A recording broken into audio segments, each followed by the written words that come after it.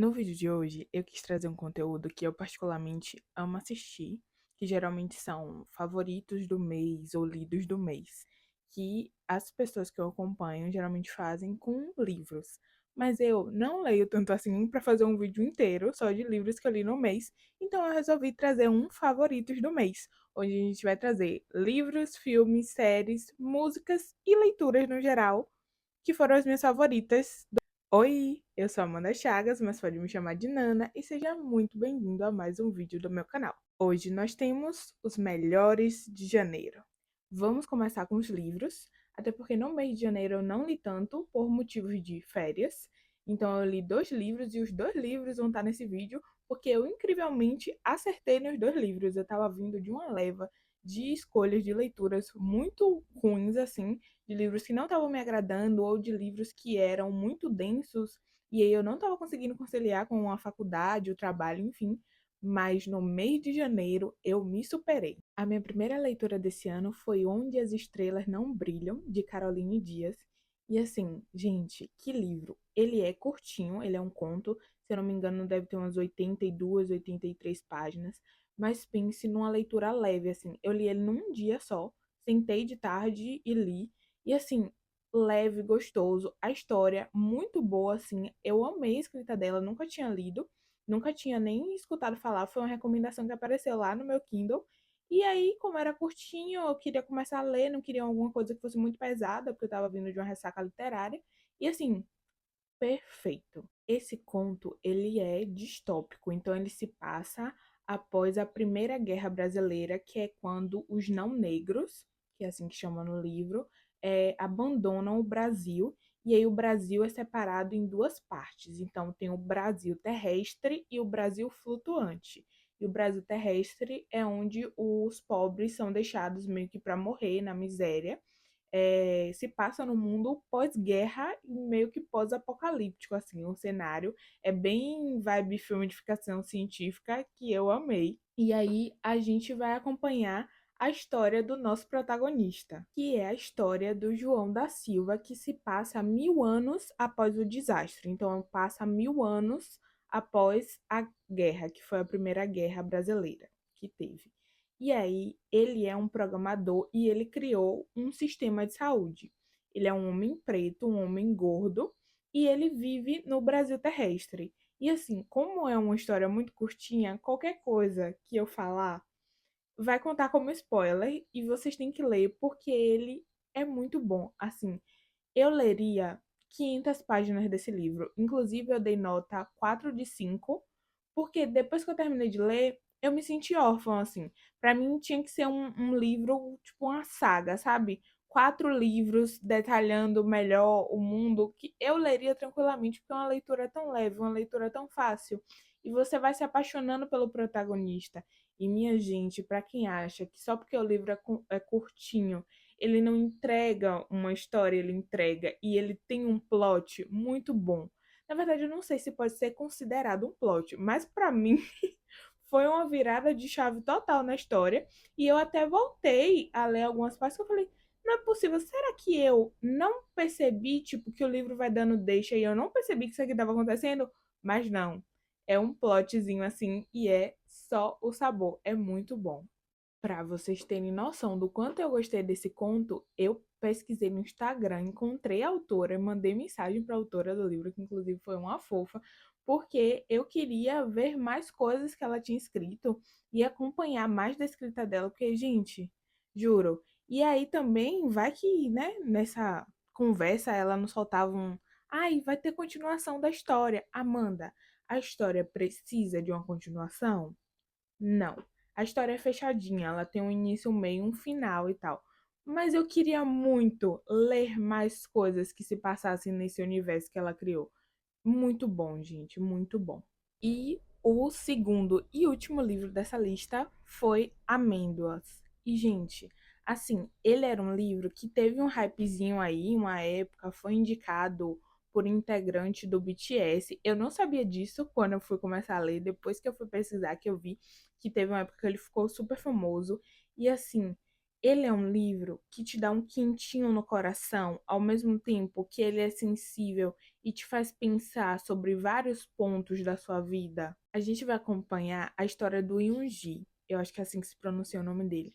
Mas ele tem um problema nas amígdalas, que é a parte do cérebro responsável pelos nossos sentimentos, que faz a gente compreender e ter sentimentos. E aí a gente vai acompanhar a jornada dele e da mãe, de como eles descobriram, como foi o processo, como ele foi criado sabendo que tinha essa doença, né? O jeito que a mãe dele arranjou para criar ele.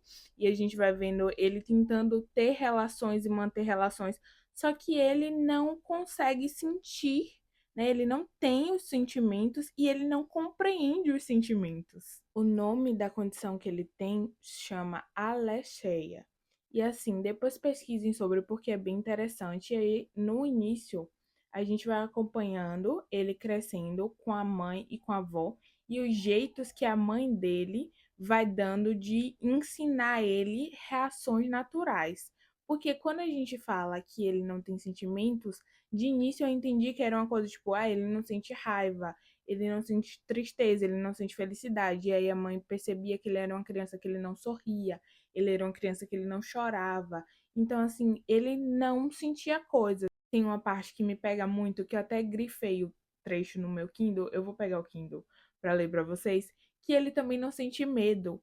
E aí a mãe dele tem que ensinar ele desde pequeno reações naturais do tipo, se vem um carro, você se afasta. Tem alguém estranho te seguindo, você tem que ficar alerta com aquilo, porque ele não sente medo e ela vai percebendo isso desde pequenininho. Tipo quando a criança vai lá, põe o dedo na tomada, toma choque e não coloca mais. Ele ia e fazia repetidamente as mesmas coisas, ele não tinha esse medo. E ele também não tinha desespero nem nada disso. Então ele falava sobre coisas muito ruins, como logo no início do livro, isso aqui não é spoiler, tá? Ele vai avisar sobre um menino que foi espancado e as pessoas não acreditam nele porque ele fala de uma coisa muito absurda e trágica e cruel com a maior naturalidade do mundo. Ele fala assim: um dos sintomas de ter as amígdalas pequenas é que você não sabe qual a sensação de medo. As pessoas às vezes dizem que seria legal ser destemido, mas elas não sabem o que estão falando. O medo é um mecanismo de defesa intuitivo e necessário para a nossa sobrevivência.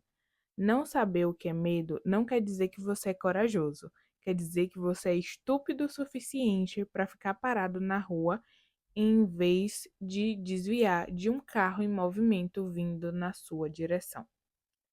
Eu era ainda mais azarado.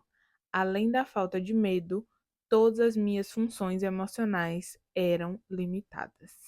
Logo na sinopse do livro, você já sabe que vai acontecer uma tragédia com a mãe e com a avó dele e que tudo vai mudar porque a partir de agora ele vai ter que se desenvolver sozinho. Volta para ele criança, descobrindo o diagnóstico, como a mãe dele e a avó lidaram com isso, conta um pouco da história da mãe, da avó, da relação delas, do trabalho das duas, enfim.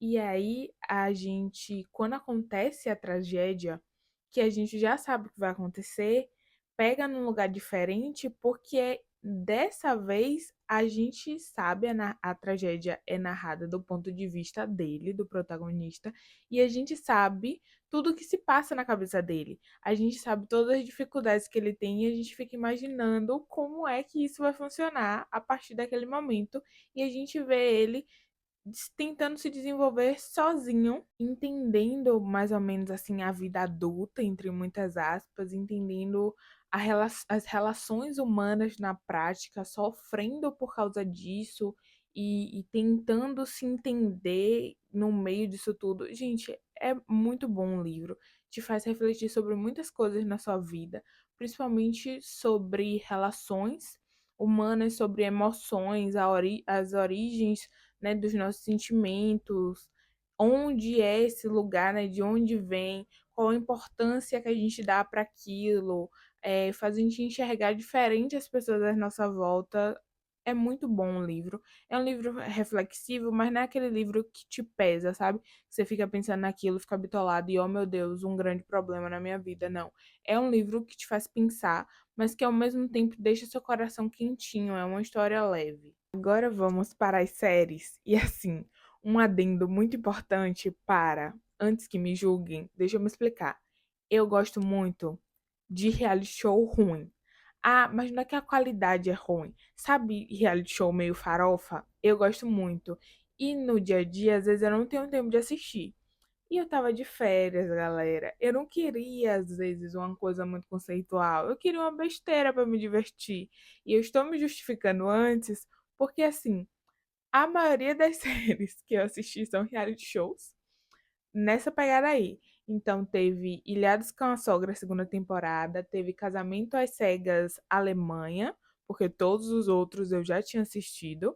Aí teve Casamento às Cegas, México, teve Dubai Ostentação, tá vendo? Eu senti o julgamento daqui.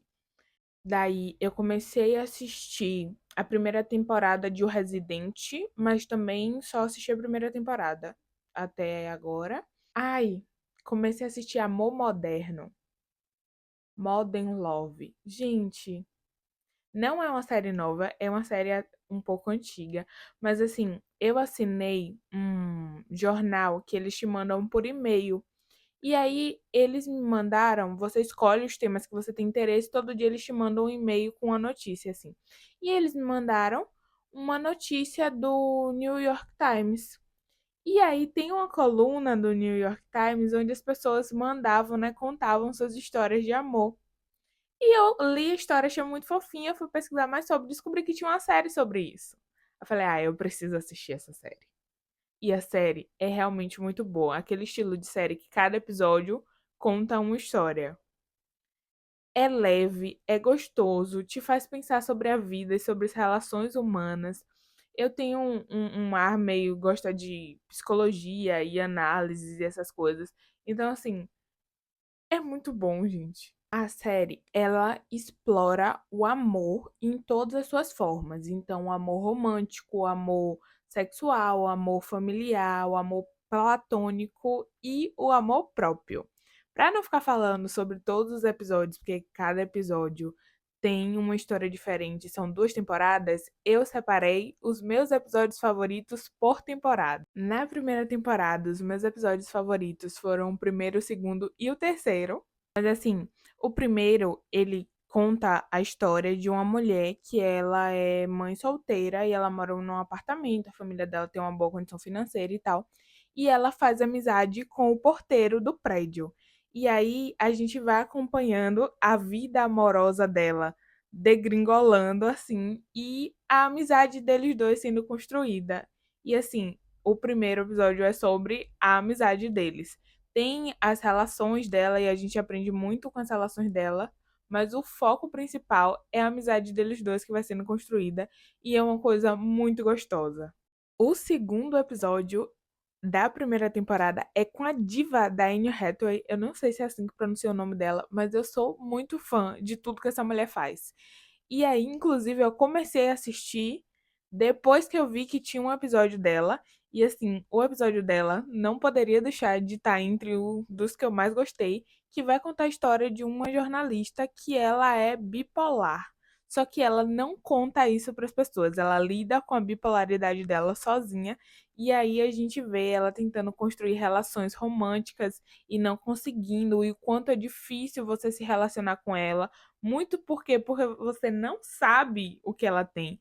Como é a visão das pessoas dela no trabalho, porque ela faltava muito, tinha época que ela entregava muito, tinha muito resultado, era muito produtiva, que era, na verdade, o que segurava o emprego dela. E tinha época que ela passava semanas, quando ela estava em baixa, ela não conseguia sair da cama, então ela não ia trabalhar.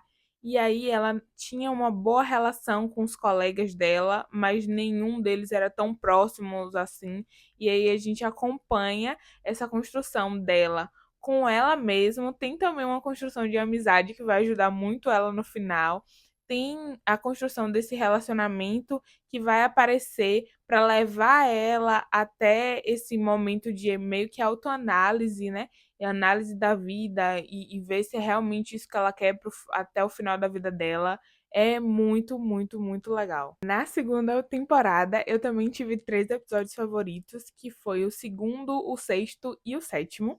E assim, eu acho que a segunda temporada consegue ter o meu episódio favorito da série inteira, que é o segundo episódio da segunda temporada, que conta a história da mulher que ela tem uma síndrome que ela tem atraso de sono. Então ela meio que troca o dia pela noite. Não é exatamente o dia pela noite, mas tipo assim, ela só consegue fazer as coisas à noite. Ela tem uma síndrome que interfere no circadiano dela.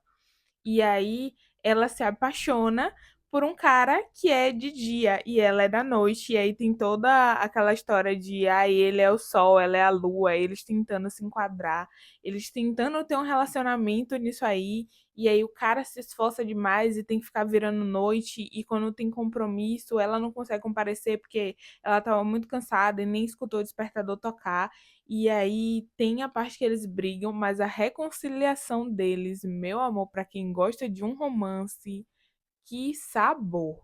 Aí, o sexto episódio da segunda temporada conta a história de um ex-fuzileiro naval que descobre que a mulher dele tá traindo ele com um colega de trabalho.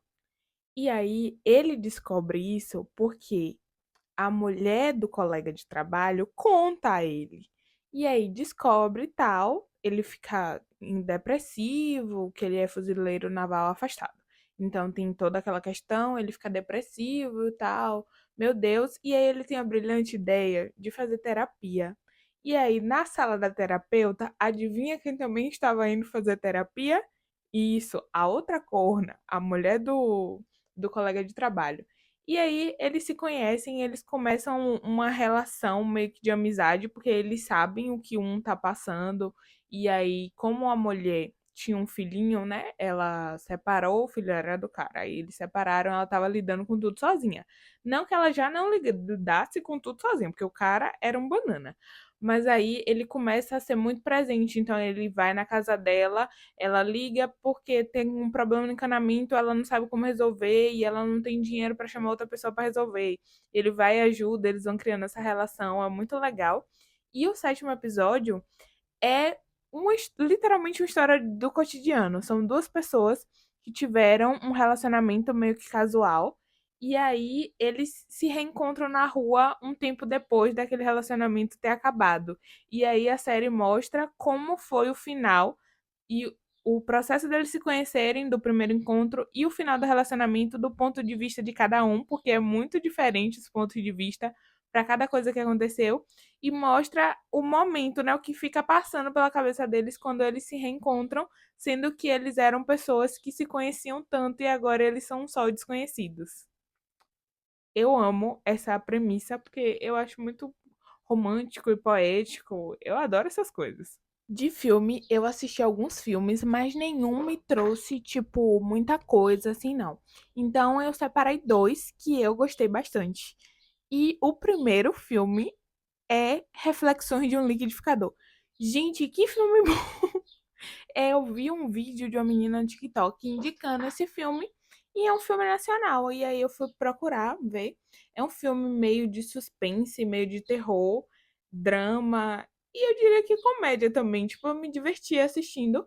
O filme é narrado do ponto de vista de um liquidificador que ganha, tipo, ele ganha o poder de raciocinar e falar como um ser humano depois que ele dá defeito e trocam a hélice dele. E aí, galera, o liquidificador nada mais é do que a voz de Selton Mello. Tá. Como se a história não fosse boa o bastante, o liquidificador é a voz do Selton Mello. A gente vai acompanhar a história da Elvira, que é uma dona de casa que está passando por uns momentos difíceis, porque o marido dela, o Onofre, eles são um casal de senhorzinhos. Ele sumiu. E aí, logo de início, a gente já percebe que tem alguma coisa muito estranha nesse sumiço. Tipo, o filme não tem um plot incrível. É muito óbvio as coisas que aconteceram, o que aconteceu, né, com ele. Mas o que surpreende e te prende no filme é como aconteceu. Isso pra mim foi o mais incrível. Quando eu falo, reflexões de um liquidificador, eu fiquei tipo, ok. Aí começa, e assim, a fotografia desse filme é muito bonita. Tipo, os takes, o ar, quando quer te passar uma coisa de mistério, os detalhes da casa, tem uma trilha sonora que encaixa especificamente na hora para ser macabro ou te trazer tipo um aperto. Não é um filme de susto, não te dá medo. Não chega a ser um terrorzão assim, mas te traz um suspense, uma coisa de uma fotografia e de um. Como é que se diz? Tipo assim, de uma sensibilidade perfeita, juro. Eu gostei muito. E eu gosto muito de filmes nacionais, assim. Eu acho que quem não gosta de filme nacional é porque não conhece o cinema nacional. Porque a gente tem muito filme bom. Inclusive, eu posso fazer um vídeo só de filmes nacionais que eu indico que são realmente bons. E o segundo filme é O Limite da Traição, que é um filme da Netflix. E que assim, eu não tava dando nada por esse filme. Eu tava assistindo só, entretenimento. Gente, esse filme, ele tem um plot. Mas ele tem um plot tão bom, mas tão bom, que eu fiquei assim, ó, não tô acreditando, não tô acreditando. E é um filme da Netflix. Eu não vou contar muito, porque eu não quero entregar muito. Mas assim, o filme conta a história de uma mulher que ela é bem sucedida, ela já é uma senhora assim de sua meia idade e ela tem recursos financeiros, ela tem um filho que já está criado e ela tá sensibilizada por causa de um divórcio que ela passou, foi um divórcio difícil, né? O marido dela traiu ela e agora tá com a mulher que ele traiu ela, tem toda essa questão. E aí ela conhece um fotógrafo e ela se apaixona por esse fotógrafo.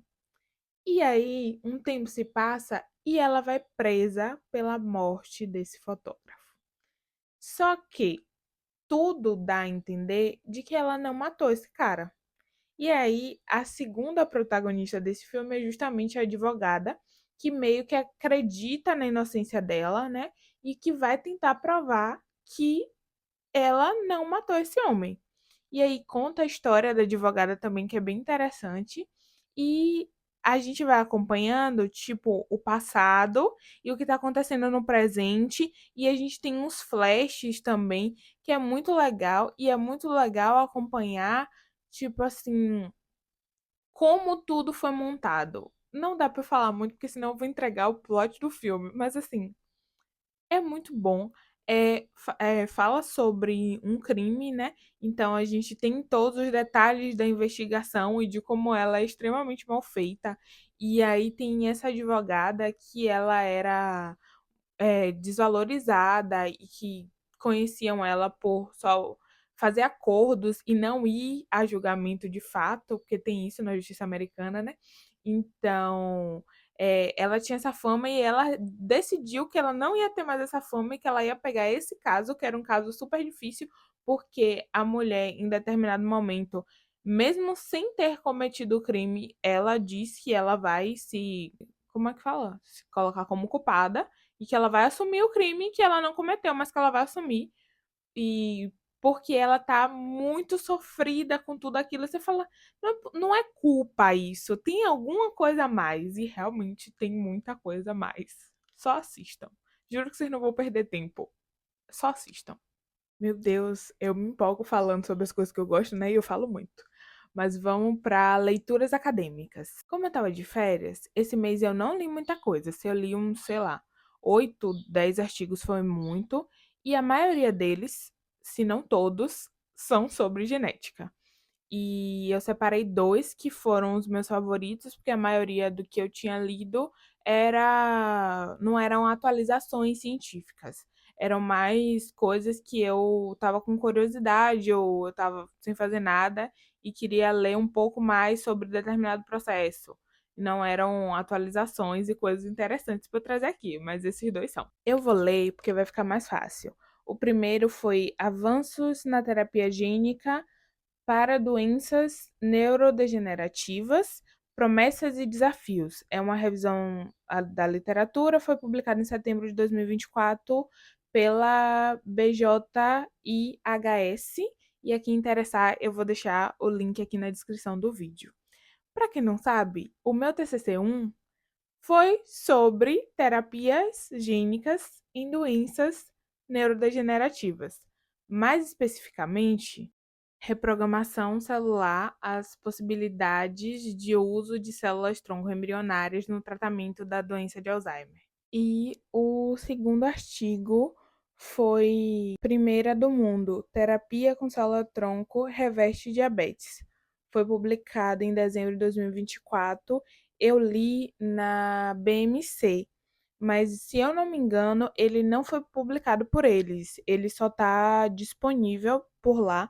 E aí eu também vou deixar o link para quem tiver interesse aqui na descrição. Por último, vamos para a categoria músicas. No que se trata de música, eu sou uma pessoa bem eclética, assim. Eu cresci escutando MPB, porque minha mãe gosta muito e hoje eu sou apaixonada por MPB. Mas eu gosto também de sertanejo, eu gosto de rap, eu gosto de jazz. Então, assim, é uma mistura muito louca. Então, não procurem, tipo assim, ai, uma lógica nas escolhas musicais dela. Gente, ninguém entende minha playlist quando ela tá no aleatório. A pop também gosto de pop. Enfim, mas nesse mês de janeiro tivemos duas coisas que me marcaram muito musicalmente, que foi, primeiro, o lançamento do novo álbum do BK, que, pelo amor de Deus, o que é aquilo? E a descoberta de um novo rapper que eu não conhecia, que é o 2E Diniz. Aparentemente ele era muito famoso. Eu que estava vivendo na minha bolha e não conhecia, mas eu amei o trabalho dele, comecei a acompanhar por uma trend do TikTok, eu gostei da música, fui pesquisar, ouvi umas 8, gostei de todas as 8 e fiquei nessa vibe aí, meio enlouquecida. Para as favoritas do mês, eu escolhi 6. E aí, por incrível coincidência, foram realmente as 6 mais ouvidas, porque eu fui olhar lá no Spotify, foram as 6 músicas mais ouvidas. E foram as 6 músicas mais ouvidas no início desse ano. Então, não tô inventando, tá? Foram realmente as 6 músicas que eu mais ouvi, levando em consideração que uma delas é do álbum novo, então não foi a mais ouvida, mas eu queria muito trazer ela aqui até como indicação. Eu não posso colocar as músicas, mas eu vou deixar a fotinha, né, que dá a capa dela com o nome no Spotify e eu vou deixar um trechinho que me pega muito em cada uma delas. A gente tem, para começar, assim, já duas músicas da Duquesa, que foi Fuso, que ela lançou mais recente, e Tropa da Duque. Para quem não conhece Duquesa, gente, só joga aí no Spotify ou no YouTube, não sei onde é que você escuta a música, e sente o sabor. Mas assim, se você gosta de rap também, né? Porque tem uma galera que eu não sei o que acontece. Ah, é porque fulano é muito ruim. Você escuta, consome e gosta? Não. Autoexplicativo, né? Autoexplicativo. E assim, eu conheço gente que não gosta de, tipo assim, não é que é indiferente, não gosta mesmo. E gosta das músicas dela. Aí a gente vai ter Erro Favorito, do 2E Diniz. Assim, muito difícil escolher uma música favorita dele, porque eu gostei de todas que eu ouvi até agora, mas essa foi a que eu mais escutei, então vai essa como favorita. Do BK, a gente tem a minha música favorita dele, De Vida, que como ele lançou álbum novo agora, eu voltei a escutar loucamente, que é Música de Amor Nunca Mais. Gente, não dá pra deixar essa música morrer, entendeu? Eu escuto até enjoar, eu enjoo, eu dou um tempo e eu volto a escutar até enjoar de novo. E a outra música dele agora do álbum novo é dele com a Evinha e chama Cacos de Vidro. Gente, não tenho nem palavras pra essa música. Não tenho nem palavras, vai ter que virar pauta de terapia. E a última é Romântico de Henrique e Juliano. Falei que uma coisa não tem nada a ver com a outra. A pessoa vem com 5 músicas de rap e termina com Henrique e Juliano. Gente, eu fui no show do Henrique e Juliano no final do ano passado. E essa música, ai, essa música. Gente, é isso. Falei muito. Acho que esse vai ser o vídeo mais longo que eu postei até agora. Eu espero que vocês tenham ouvido e assistido até aqui, porque até hoje eu enjoei da minha voz de tanto que eu falei. Mas é isso, deixem sugestão aqui nos comentários se vocês já assistiram, leram, ouviram alguma das indicações. Comenta aqui se você gostou também. Curte, compartilha o vídeo, se inscreve no canal. É isso, tchau!